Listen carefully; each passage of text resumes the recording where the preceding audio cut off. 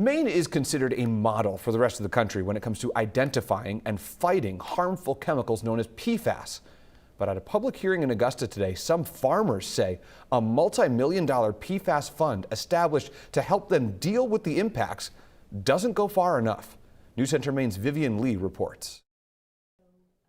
The draft plan drawn up by an advisory panel seeks to spend tens of millions of dollars on income replacement and other programs to support dozens of farmers impacted by PFAS contamination. Money will go to land buyouts, research, and infrastructure to help farmers pivot to new crops and production methods. The roughly $80.5 million is $20 million higher than what's been approved by lawmakers. None of these proposals should need to compete with each other for funding. Adam Nordell and his wife had to close their organic grain farm in Unity after high levels of PFAS were discovered in their produce, soil, and drinking water.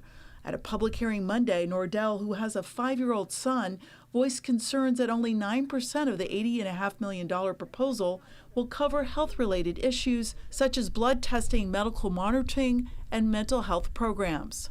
Please also make special note of the proposal that Maine should cover the cost of any treatment for PFAS-linked illnesses.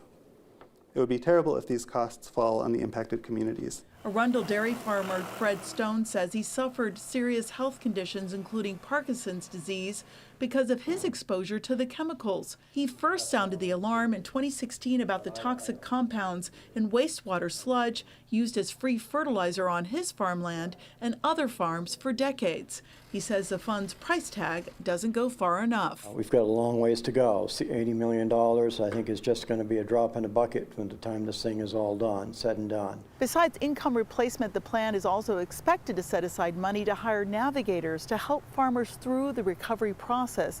That would include identifying resources, making phone calls, and going through paperwork. The committee will accept public comments on the plan until Monday. Members hope to finalize the recommendations at the end of next month with the goal of distributing funds later this summer. In Augusta, Vivian Lee, News Center, Maine.